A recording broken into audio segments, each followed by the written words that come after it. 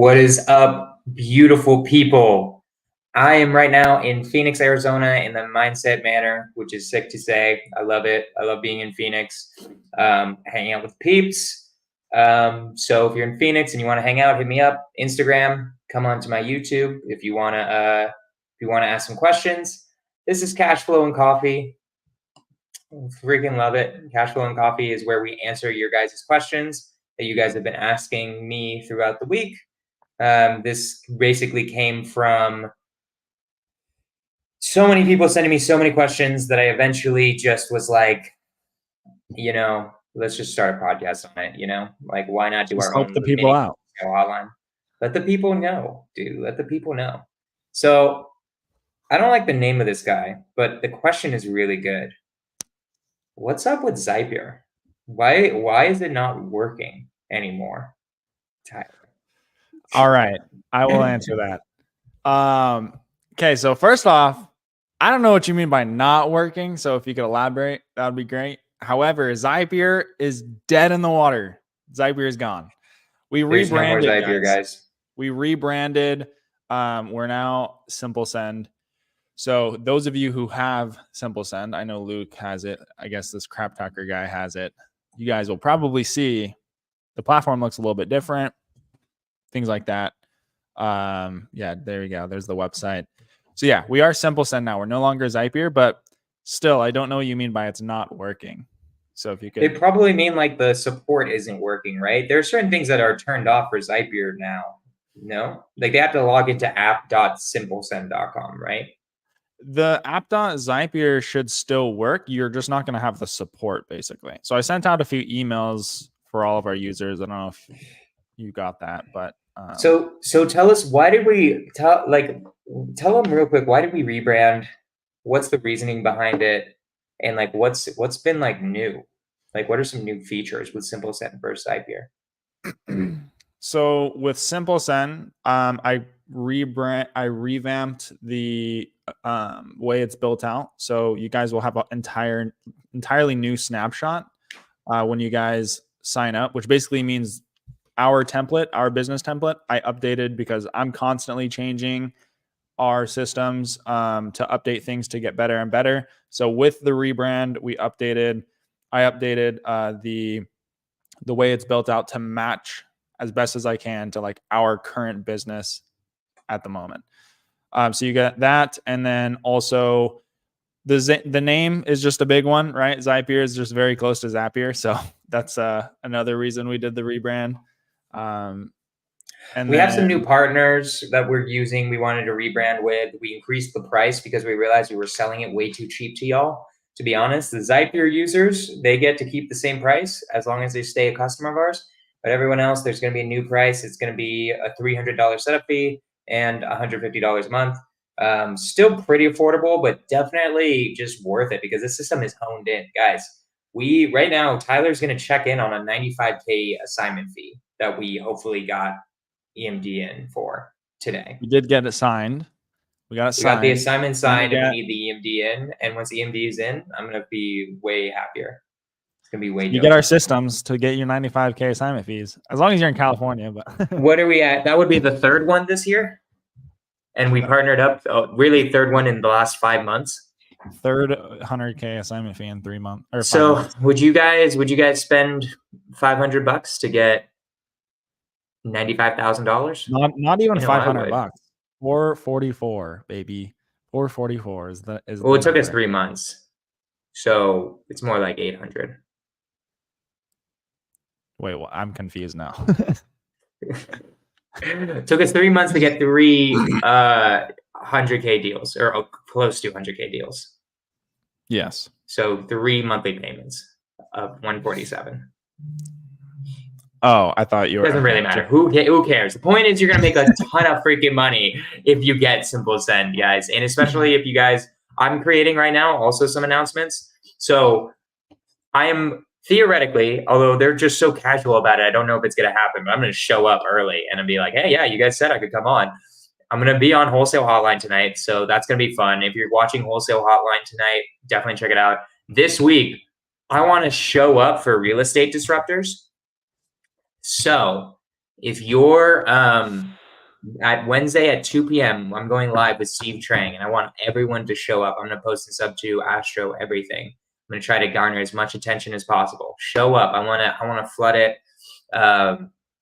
Yeah, I want people to know. I want my homies there. I want people watching it. It's going to be a fire podcast. I want to impress Steve Trang. I'm also probably I think only Ryan Zolan is the only other student of Pacers or Mills that's been on that podcast. I don't know anyone else who's been on that podcast. I don't listen to it as much as I used to. I used to listen to it a lot, but yeah, I don't know. That was like kind of one of my dream podcasts. Like I'd be like, I'm one day gonna be cool enough to be on this fucking podcast. And look at that. I became cool enough, right?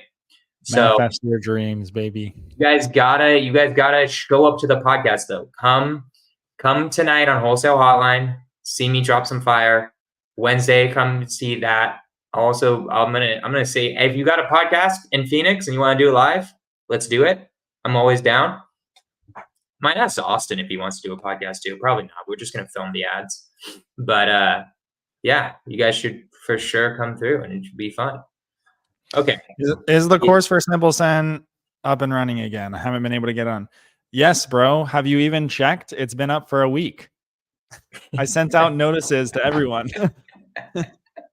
It's been okay. It's been back up and running for a while now, actually. So was it not working at some point, or why is that? Yeah, the domain. So the transfer between the Zapier and Simple Send domain, I had to wait for a meeting with Alex to like update some DNS records on the domain before it could actually work in the system. But yeah, that's fixed now. So we're good to go. It. Amazing. Luke, if it's is it like not working for you anymore, or what? I don't know, because then I'll have to like check. But it should be working for everyone. So this is an Instagram question, and I don't usually like doing the Instagram questions, but I'm going to do it anyways. So basically, it was, let's see, because I just saw a question on here. How do you see the market, and where do you think it's going? Somebody asked that on Instagram. So Tyler, what's your opinions on the entire real estate market, real quick? So I look at it very different, I feel like, than most people. And I was actually, it's funny because I was talking to Hunter about this the other day, which really? I have no idea, nor do I care, because that's the right fucking answer. Everything's always changing and no one actually knows. Everyone who talks about it is just speculating their best guess. And why? Yeah, why no? Why do you care? Just do deals and adjust when things do happen.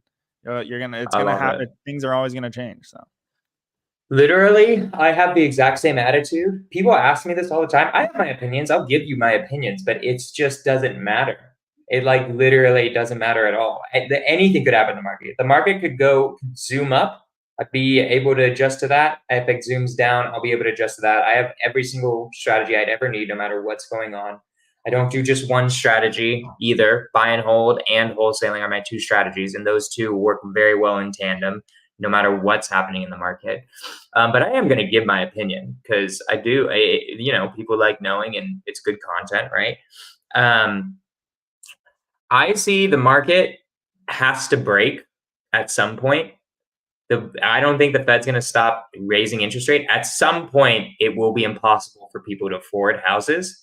And that will break it. No matter, even if you have the supply chain issue or the supply issues, even if you have very low inventory, there's some point where it's like, these people can't afford the house at all. If we got to 12% interest rates, the demand would die. It would kill. It would eventually be dead.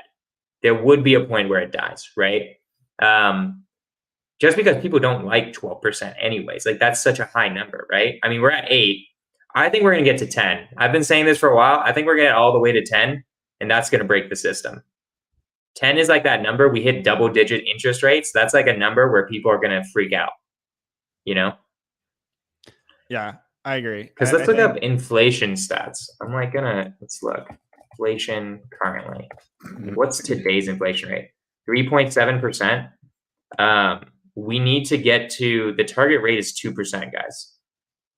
So 3.7% because we've been in such a high inflation environment sounds good. But before the pandemic, we were at like 2%, 1 to 2%. So we got to get to 2. So we still got half inflation. And really, that's kind of a fake number anyways. I don't know if you want to get into this. I don't know how much people know about inflation. The official inflation number is like kind of BS.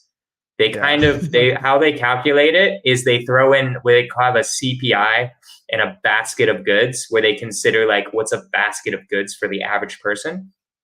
That doesn't include things like housing. It doesn't include, because that's not like an average day's thing, right? But there's a lot of things kept out that like is just not accounted for at all. So the Fed knows this, and they know that what's happening in the real economy is still decently high inflation. We're going to hit 10% at least, in my opinion.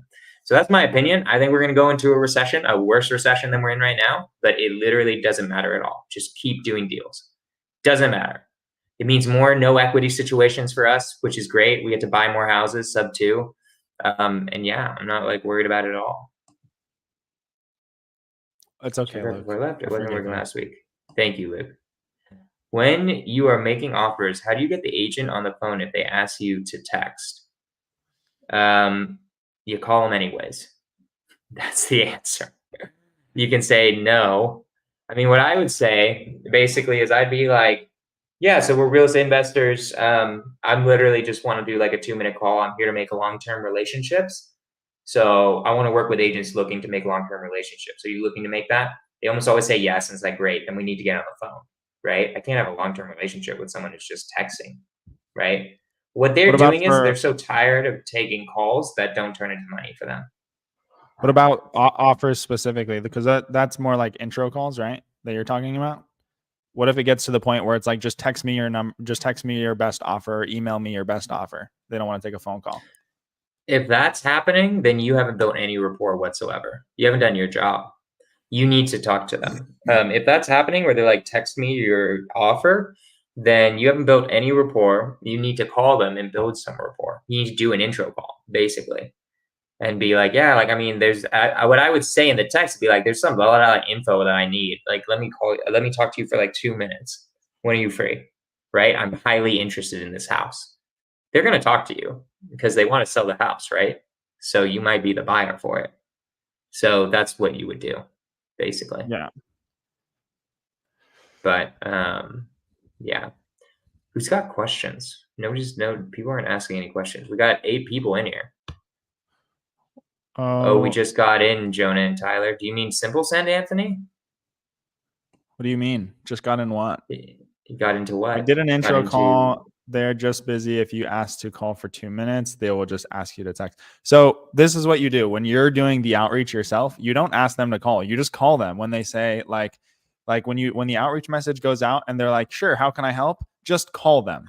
Don't try to schedule a call for yourself. Really, the only time I tell people to schedule calls is if you have someone else doing the outreach, because it would be weird for you to just randomly call from a different number. And even then, what they do is they schedule the call. The person's like, I can't make that time. And then our guys call them anyways. Yeah. Because 90% of the time they can. Yeah, because they always can. Because they're trying to make money out here, right? If they are just busy, people aren't busy forever, right? There is some point where they are not busy. So offer making, Logan, then you were just calling on markets and you just called an on market randomly, which is fine. What you're talking about, Logan? On market? Yeah, that's how, no, I just know it's on market. I know it because of what's happening. That happens when you just text randomly on markets about a certain property. And because they're getting so many texts and calls on it, they don't want to deal with you. You're like another investor. Do you know how many fucking investors they get? Like, you're not making yourself any different. So guys, very soon, I'm scripting out right now the Scorch method fully. I'm going to release a free post. No, when making an offer to an agent off market, that's weird. Then I would say if it is off market, then it would depend on what you're doing in the intro call, Logan.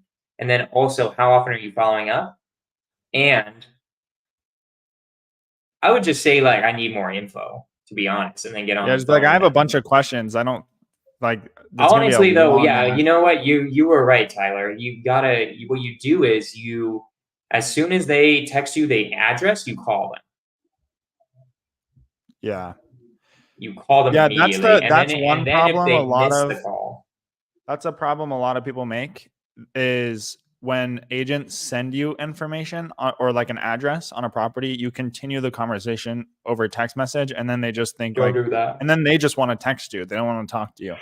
So as soon as you see an address, you should call them right away. Or if they're still giving you that thing where it's like, just text me, and it's like, just let me know when you're free because I have a bunch of questions. I think it would be way too much to text. And then you could just be like, I'm really interested in the house. Then they're going to want to get on the phone. They're not going to not get on the phone with you, a potential buyer. They would just, then you can call the seller and be like, hey, your agent's not doing your job, not doing their job. Right. Yeah, exactly. It's just so dumb. Like just call them. If they say, "Hey, I'm not busy, just text me your offer," just be like, "No, I have questions. When are you free?" Right? They will get on the phone with you, or they should. I got rid of the word investor 5 months ago. Cool. Tyler, does it matter if I apply for 10 DLC with my personal phone number that I have on my site, or does it need to be a toll-free number? I try to get a toll-free number, but I have to register. The real answer is I have no idea, and you can try it. So I always just put the toll free on the site, but I mean, I guess you don't have to. I don't know. I've only done it with like the toll free because it just matches what people would get. Your personal phone number should not be on your website anyways. Oh, it should be a simple send number. If this is a simple send, just put the toll free on there. It doesn't really matter, honestly. Yeah. And realistically, how many people are calling you from your website? Probably no one. And not to insult you, but like that's just the fact. Like no one really goes on wholesaler websites. Yeah, it's very rare. It's really just people trying to check you out. Be like, is this guy legit or not? Yeah. Right? Like I don't get calls ever from my website. Yeah. It's just more like a credibility thing, to be honest. There we go. Well, oh, there we go. Would you consider offloading rental as real motivation? Depends. I would be like, why are they offloading the rental? Offloading there's a rental is just reason another beneath way. that. Yeah, there's just that. All that just means I'm selling a rental. Why are you selling the rental? Is it because you can't handle the tenant anymore, or is it because you want to use that money to invest in a different property? Are you going bankrupt? One is motivation, one is not motivation, right? There is a reason why you're offloading a rental. Why are you offloading the rental? Right? That's a huge thing. The toll-free number needs to be registered number now to make text. Does that matter if I don't have it registered? No, it says that, but you can send like some texts. It's fine because all you need the toll-free numbers for is just to be able to send a confirmation text when people sign up through a form on your website. So you're fine. Don't worry about that. Yeah. Should I be contacting the agent to get more information about all the leads they are sending me? It depends on what they're sending you. So you have to be clear about what you want, Jimin. You have to be, so like I always say in my intro calls, like I'm looking for seller's problems. So if you're sending me ones without seller problems, I'm not interested. Right. And I personally don't do on market and not through the listing agent. I almost always tell them, just don't send me those. Like I just don't want them. Some of my act managers disobeyed me on that and they got a few deals. So I'm like, oh, maybe we should just do that a little bit. But like most of those are just complete waste of time. There has to be like a really big like motivation or like you have to have like an in. If it's on market, you need to be talking to a listing agent, in my opinion. So if they're good leads, yeah, you should contact them to get more info, right? Obviously, because those could be deals. But the question is what are they sending you? Are they sending you real leads or are they sending you like just random MLS listings, you know? Yeah, at that point, it's kind of just a waste of time. Yeah. Nice. Amazing. Good job, Luke. Good job, Luke. We're proud of you, my guy. But you tell them if they ask you why you don't want to look at anything on market? Because, and this is true for me, it's because my team is making offers on markets. So I don't want to submit 2 offers with 2 different agents. I don't want you thinking I'm trying to go around you. Right. That's what I say. Because it's like, because if it's on market, I might already be submitting an offer on it because I have access to the MLS. Right. So that's what I would say. And then they understand. It makes sense to them. Perfect answer. Onboarded my BA today. He's responding to my messages and saying points while I'm at work. Hell yeah, Zach. Let's Good fucking shit, go. bro. I Proud talked to of Zach you. the other day on the support call. I was helping him Yeah. get set up for his VA. So I'm glad to see it's working. Also, if you make an offer on anything off market and they decline, what does your follow-up look like? So if they decline the offer, I just check in like a week. And then if they took someone else's offer, I'll check in like a week or 2. Just keep checking in until it's sold. And if it doesn't sell, then you hop on it and be like, remember my offer. Wave it in front of them. Get the end of the inspection Remember the period. money. If there's another offer they accepted, I always ask, what's the end of the inspection period? What's the end of the inspection period? And then that'll give me a time frame as to like when I should follow back up. Because if the inspection period's 7 days, I'm calling on the 5th day and I'm going to say, hey, is that deal still going through? Did they remove contingencies or what? Yeah. Logan, in the Instagram video you made about KPIs, you said 15 intro conversation and 15 follow-ups. Conversations you gets you 5 hot leads a day. Is a follow-up conversation a text follow-up? Nope. Call them. Call them and to actually talk to another human being. That counts as a follow-up. They're real conversations, not texts. Actually calling and talking to another human being. That's the lazy What do you consider a hot lead versus a lead? A hot lead is one where they want to sell right fucking now and they have strong motivation. A lead is they have motivation, but it depends on if they're how close they are to ready to sell, in my opinion. And how close are they to a price that actually works. A hot lead is like, we're gonna get this under contract and make 20K. Let's go, let's go, let's go, let's go. A lead is like, okay, this needs some nurturing. We might need to negotiate a little bit. Like it's not like a guaranteed in, you know? You still chase them down the street. Oh, down the street. You still chase them down even after they list on market because they couldn't sell it off market. I don't. I kind of am like, I'm not the right buyer if you want to put this on market, in my opinion. Like I'm the guy who gets it done quickly, right? You're willing to spend the time to market it, to really get all the offers. You're going for the highest price, which is fine. I'm just not that guy, you know? Like I don't want to be the highest price. I want to be the wholesale price, right? So I don't. Unless they come back to me.